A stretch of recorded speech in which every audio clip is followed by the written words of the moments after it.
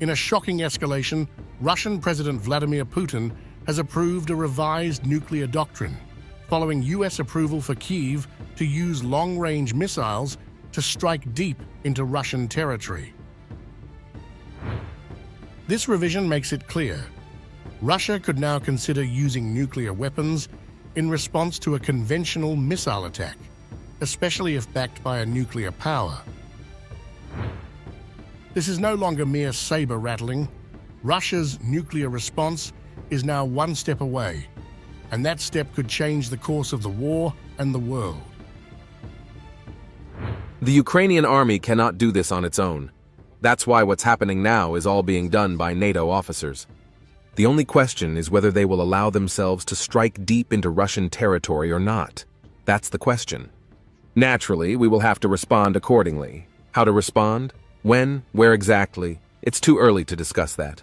But, of course, our Ministry of Defense is thinking about this and will propose various response options.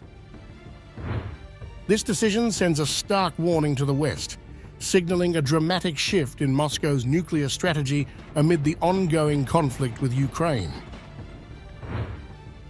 The escalation is a direct response to the Biden administration's approval for Ukraine to use American long-range missiles, particularly the ATCMS, to strike deep into Russian territory. The Kremlin views this as a provocative move, one that could embolden further Western involvement in the war. Putin's nuclear doctrine is Russia's countermeasure to this perceived threat. Russian ambassador to the UN, Vasily Nebenzia, condemned the Biden administration, calling its actions suicidal permissions to Zelensky for using long-range weapons against Russian territory. And independently of the militarist agony of the Democratic administration, which has suffered a humiliating defeat in the presidential election, lost the trust of most of his population, is now issuing, according to the mass media, suicidal permissions to Zelensky to use long-range weapons to strike inside Russia. Perhaps Joe Biden, for many reasons, has nothing left to lose, but we are astounded by the short-sightedness of the leadership of the UK and France.